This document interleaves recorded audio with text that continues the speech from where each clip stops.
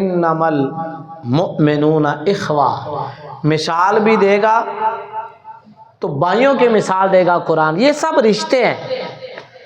جو بات یہاں پر رک کر میں کرنا چاہتا ہوں، پتے کی بات، دل میں بٹھا لینے والی بات، آج کی اس مختصر سی گفتگو کا مجموعہ جملہ، جس کے لیے اس گفتگو کا میں نے انتخاب بھی کیا اور اسی سے آغاز بھی کیا تاکہ وقت کم ہے یہ بات آپ تک پہنچ جائے. قرآن کی یہ جو 5-4 آیات میں نے آپ کے سامنے تلاوت کی ہیں، اس میں رب نے رشتہ داروں کے ساتھ تعلق کو قائم رکھنے پر زور دیا. صرف زور نہیں دیا، کہا واتقوا اللہ، اس معاملے میں اللہ سے ڈرو، اللہ کا خوف رکھو. یہ نہیں قرآن پاک میں آپ کو ملے گا الگ سے کہ دوستی نبھانی چاہیے، لیکن قرآن دوستی نبھانے پر زور نہیں دیتا، زور رشتے نبھانے پر دیتا ہے. کیوں؟ اپنے گریبان میں جھانک کے دیکھ لیں اور اپنے دل سے پوچھ لیں نا. وہ بڑے کہا کرتے تھے ایک مفتی انسان کے دل کے اندر بھی ہوتا ہے، کبھی اس سے بھی پوچھا کریں کیوں. نماز کا بالواسطہ اور بلا واسطہ 700 مرتبہ حکم دیا رب نے. کیوں؟ جس چیز میں رب کی حکمت یہ سمجھتی ہے کہ اس میں یہ سستی کریں گے، اس میں یہ کمزوری دکھائیں گے، اس پر رب زیادہ زور دیتا ہے. 700 مرتبہ کہا رب نے نماز کا. یہ جو چند گنے چنے دانے صبح میرے ساتھ ہوتے ہیں ادھر فجر میں، ہاں جی، میں تو انگلیوں پہ گن کے نام بتا سکتا ہوں ان کے کہ یہ 5-7 لوگ ہوتے ہیں جو ہر روز جن کے ساتھ ملاقات ہوتی ہے. 700 مرتبہ. وہ تو رب ہے نا، ایک مرتبہ بھی حکم دے دے تو ہماری گردن کٹ جانی چاہیے. رب کے حکم سے آگے پیچھے نہیں ہونا چاہیے نا. ہم نے کہہ دیا ہے اللہ اکبر. اللہ اکبر کا مطلب ہے اللہ سب سے بڑا ہے. اللہ سب سے بڑا ہونے کا مطلب یہ ہے کہ اس کا حکم سب سے بڑا ہے. ہمارے یہاں نیند بڑی ہے. اگر اللہ بڑا ہوتا تو ہم مسجد میں ہوتے. ہمارے نزدیک میچ کا آخری اوور بڑا ہے. نماز پڑھ لیسا نا اوور آخری تا نہیں لبنا. ڈرامے کی آخری قسط اور آخری سین ہمارے لیے بڑے ہیں. عملی طور پر اللہ اکبر سے ہم آری ہیں. نماز میں سستی کا خطرہ تھا، رب نے ایک بار نہیں بالواسطہ اور بلا واسطہ 700 مرتبہ نماز کا حکم دیا. اور اس کے بعد میں نے کہا رشتہ داری پر زور دیا، دوستی یاری نبھانے پر زور نہیں دیا، کیونکہ یہ آسان ہے نبھانا. یاراں دے یار تے جنے کھڑے جی، ایک جیسے کپڑے، ایک جیسے جوتے، ایک جیسی اینک، ایک جیسے ہیئر سٹائل، ایک جیسے بائک، ایک جیسے بائک کے سٹائل ہے جی، ایک جیسا لباس، سب کچھ ایک جیسا. دوستی نبھانا آسان ہے، رشتہ داری نبھانا مشکل ہے. اور قرآن نے زور دیا رشتے نبھانے پر. نبھاؤ، کیونکہ یہ مشکل کام ہے. اور اللہ ٹارگٹ جب دیتا ہے تو اس بات کا ٹارگٹ زیادہ دیتا ہے جس میں رب کو پتہ ہوتا ہے کہ یہ قوم سستی کرے گی. ہم سستی کرتے ہیں رشتے نبھانے کے اندر. مشکل کام ہے نا. اور صرف مشکل نہیں ہے، بہت مشکل ہے. خود رب نے قرآن مجید فرقان حمید کے اندر قریبی رشتہ داروں اور بھائیوں کے تعلق کو ایک جگہ پہ ذرا اشکار کیا ہے. ذرا پڑھے لکھے لوگوں کا مجمع بیٹھا ہوا ہے، وقت کم ہے، میں صرف اشارہ کر کے گزرنا چاہتا ہوں. سورہ یوسف کے اندر حضرت یوسف علیہ السلام کے بھائیوں کا بڑا تذکرہ ہے. اقتلوا یوسف او اطرحوه ارضا یخل لکم وجہ ابیکم وتکونوا من بعد قوما صالحین. یا یوسف کو قتل کر دو یا کسی اندھے کنویں میں پھینک دو، اس کے بعد ہم نیک ہو جائیں گے. وَتَكُونُوا مِن بَعْدِهِ قَوْمًا صَالِحِينَ. ہمارے رویوں کی وجہ سے ہمارے گھروں میں امن نہیں، محلے داریاں قائم ہیں، پڑوس قائم ہے، دوستیاں قائم ہیں، ٹوٹ رہے ہیں تو رشتے ٹوٹ رہے ہیں، دوستیاں کو نہیں ٹوٹ رہی، ٹوٹ رہے ہیں تو رشتے ٹوٹ رہے ہیں، محلے داریاں کو نہیں ٹوٹ رہی۔ ہر بندے کا آج کے دور میں شوق یہ ہے کہ میرے تعلقات اس کے ساتھ بھی اچھے ہوں، اس کے ساتھ بھی اچھے ہوں، اس کے ساتھ بھی اچھے ہوں۔ یہ شوق ہمارے دل میں کیوں نہیں پیدا ہوتا کہ رب نے ہمیں کہا ہے نا اپنے رشتہ داروں کے ساتھ اپنے تعلق کو مضبوط رکھو۔ تعلق کو مضبوط رکھنے کے لیے کرنا کیا پڑتا ہے؟ معاف کرنا پڑتا ہے، غلطیوں کو بلانا پڑتا ہے، اور اس کو قائم رکھنے کے لیے اتنا بڑا کلیجہ رکھنا پڑتا ہے، دل پہ پتھر رکھ کے یہ چلانے پڑتے ہیں رشتے۔ ذرا سی بات پہ ناراضگیوں کے پیچھے کھول کے دیکھیں تو کسی نے کسی کو شادی پہ نہیں بلایا ہوگا، بس مرن جیون ختم ہے۔ کوئی کسی کی فوتگی پہ نہیں گیا ہوگا تو بس مرن جیون ختم ہے۔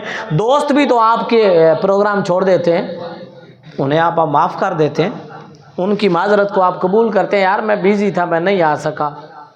رشتوں کے معاملے میں ہمارے پاس کوئی معافی والا خانہ ہی نہیں ہے، بس وہ ذرا سی کچی تند کا جو دھاگا ہوتا ہے نا، وہ سلائی والا، بس اس پہ رشتے کھڑے ہیں، ذرا سا بوجھ پڑا نہیں اور وہ گیا مرن جیون۔ پہلا جملہ یہ ہوتا ہے، بس آج تو بعد مرن جیون ختم۔ کسی نے آپ کو شادی پہ بلا دیا ہے نا تو بس وہ سارے بیٹھ جاتے ہیں، ہاں جی، اور ڈسکس ہو رہی ہے، فلاں موقع پہ ہم نے بھی بلایا تھا نا، نہیں آئے، بس نہیں آئے تھے، ایسا نہیں جانا، اور اس کے بعد فوراً ہم نے جا کے نماز بھی پڑھنی ہے۔ اللہ اکبر، یہ اللہ اکبر نہیں ہے۔ اللہ اکبر کا مطلب ہے اللہ کا حکم بڑا ہے، اللہ نے حکم دیا وَآتِ ذَا الْقُرْبَى حَقَّهُ، قریبی رشتہ داروں کو ان کا حق ادا کرو۔ یہ ٹوٹنے والے رشتے ہیں، ان کو جوڑ کے رکھو۔ نبی رحمت صلی اللہ علیہ وسلم کی زندگی کو اٹھا کر دیکھیں، حضور کی زبان مبارک، ویسے تو ہم کہتے ہیں غلامی رسول میں موت بھی قبول ہے، تو غلامی رسول میں حضور کی زبان مبارک سے نکلنے والے جملوں کو بھی کبھی قبول فرمائیں۔ حضور نے ارشاد فرمایا سل من قطعک، جو تجھ سے توڑنے کی کوشش کرتا ہے نا ان سے جوڑنے کی کوشش کر۔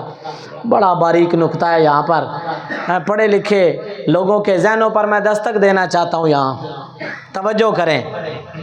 سل من قطعک، وہ جو جڑے ہوئے ہیں نا انہی کے ساتھ جڑے رہنے کی طرف اشارہ نہیں ہے، اشارہ ان کی طرف ہے جو توڑتے ہیں، بار بار کاٹ دیتے ہیں۔ من قطعک، جو قطع کرتے ہیں، جو کاٹتے ہیں ان کے ساتھ جوڑ، یہ فن ہے۔ یہ فن ہمارے پاس نہیں رہا، رشتے ٹوٹ گئے۔ پھر ایک وقت آتا ہے کہ بندہ رشتہ داری میں بالکل تنہا کھڑا ہوتا ہے، کیوں؟ معاف کرنے کا گر نہیں سیکھا، ایک ایک بات پر اپنی خواہشات کو ذبح کرنا پڑتا ہے۔ اللہ سے ڈرو، اللہ کہتا ہے واتقوا اللہ الذی تساءلون بہ والارحام، قرابت داروں کے بارے میں اللہ سے ڈرو۔ تساءلون، تم سے سوال کیا جائے گا، تم سے پوچھا جائے گا۔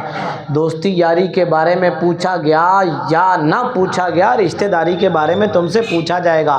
سل من قطعک، جو توڑتا ہے،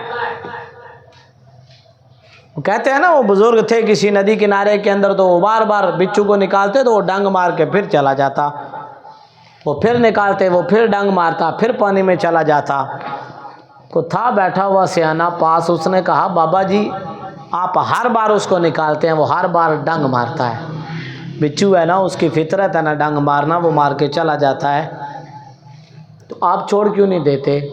جو ہر بار آپ اس کو نکالتے ہیں مشکل سے، وہ ہر بار آپ کے ساتھ زیادتی کرتا ہے، ہر بات آپ کو ڈنگ مار کے چلا جاتا ہے پانی میں، چھوڑ دیں آپ اس کے حال پہ، چھوڑ دیں، ڈوبنے دیں اس کو۔ اللہ اکبر۔ اللہ کے بندے جب بات کرتے ہیں نا بڑی پتے کی بات کرتے ہیں۔ بابا جی نے کہا مجھے یہ بتا، عادت اس کی اچھی ہے یا میری؟ اس کے پاس فن ہے تکلیف دینے کا، بار بار ڈسنے کا فن ہے۔ ایک فن میرے پاس ہے، بار بار ڈسنے کے باوجود اسے نکالنے کا۔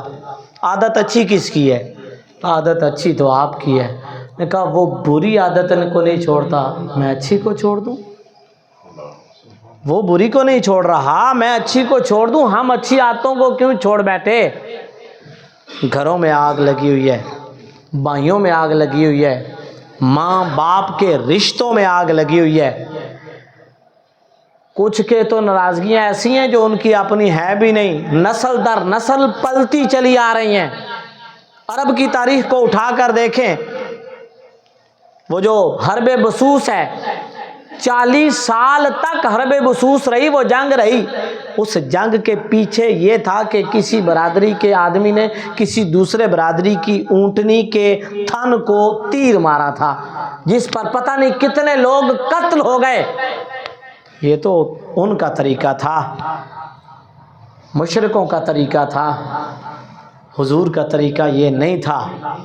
حضور کے دنیا میں تشریف لانے کے بعد حضور کے سامنے تربیت پانے والے لوگوں کے بارے میں کہنے والوں نے کہا، خود نہ تھے جو راہ پر اوروں کے ہادی بن گئے، وہ کیا نظر تھی جس نے مردوں کو مسیحا کر دیا۔ اپنے ہاتھوں سے اپنی بچیوں کو زندہ درگور کر دینے والے لوگ۔ چشم فلک نے یہ منظر دیکھا، پرائی بیٹی کو جس کا باپ فوت ہو گیا تھا کسی جنگ کے اندر، صحابہ میں تکرار ہو گئی تھی، یا رسول اللہ مجھے عطا کر دیں، میں اس پرائی بیٹی کی پرورش اپنے گھر میں اپنے خرچے پہ کروں گا۔ یہ تھا انقلاب مصطفیٰ۔ ہمارے پاس نہیں رہا، ذرا ذرا سی بات پر وہ رشتے ٹوٹ رہے ہیں۔ بھئی اگر نسل در نسل ہے اور قائم ہے، اور آپ گھر کے اندر موجود ہیں اور آپ قرآن اور حدیث کو سمجھتے ہیں، لیکن آپ کے وجود کا گھر کے اندر فائدہ نہیں ہے، تو آپ ابھی تک اسلام کے نور سے خالی ہیں۔ سمجھائیں بیٹھ کے، ابا جی کو بھی ادب کے دائرے میں سمجھایا جا سکتا ہے نا، ابا جی کو بھی سمجھایا جا سکتا ہے، اماں جی کو بھی سمجھایا جا سکتا ہے۔ اگر گھر کے فیصلے دادا جی کرتے ہیں تو ان کو بھی ادب کے دائرے میں سمجھایا جا سکتا ہے کہ دادا جی تسبیح بھی ہے تو سکول تے ٹوپی بھی ہے تے داڑھی بھی ماشاءاللہ سونی ہے تے نماز چھوڑی کدے نہیں ہے تے فجری نہیں بانگ بھی مسیتی پہلا سارے نالوں جا کے دینے ہو۔ لیکن آپ کے ہوتے ہوئے فلاں کے ساتھ ہمارا تعلق ختم، فلاں کے ساتھ ختم، وہ کہیں گے انہوں نے بڑے دکھ دیے ہیں۔ انہوں نے کہا دکھ دیے ہیں تو یہی تو سبق سکھایا تھا نا اسلام نے کہ ان دکھوں کو دور کر دیں، بلا دیں ان کو، پھر سینے لگائیں۔ آپ نے کیا؟ نہیں کیا۔ ہم نے اسلام کو ایک رسم کے طور پر مانا ہے، اسلام کو عمل کے طور پر ہم نے نہیں مانا، اس لیے ہمارے گھر جہنم بنے۔ خدا کے لیے قرآن کو سمجھیں، فرمان مصطفیٰ کو سمجھیں۔ خشک نعرے لگانے سے زندگیوں میں انقلاب نہیں آئے گا۔ اپنے اپنے گھر میں رول پلے کریں۔ آپ کے پاس بیٹھنے والا بندہ وہ آپ کا دوست ہو، آپ کے پاس بیٹھ کے اگر اس کی طبیعت کے اندر انقلاب نہیں آیا، آپ مجھے سننے کے لیے یہاں پر آئے لیکن یہاں سے آپ خالی گئے، کل میں نے بھی اس کرسی کا جواب دینا ہے، کل میں نے بھی اس ممبر پر بیٹھنے کا جواب دینا ہے کہ تیرے پاس ممبر رسول تھا، تو نے کیا حق ادا کیا۔ بات کڑوی ہو کسیلی ہو اسے لے کر جائیں، اور صرف باہر نہ پھینک کے جائیں، گھر میں جا کے آج جا کے ارادہ کریں، کوشش کریں ان دوریوں کو ختم کرنے کی۔ اللہ رب العزت ہمیں قرآن اور حدیث کو سمجھنے کی توفیق عطا فرمائے۔ وآخر دعوانا الحمدللہ رب العالمین۔ سنت ادا فرمائے۔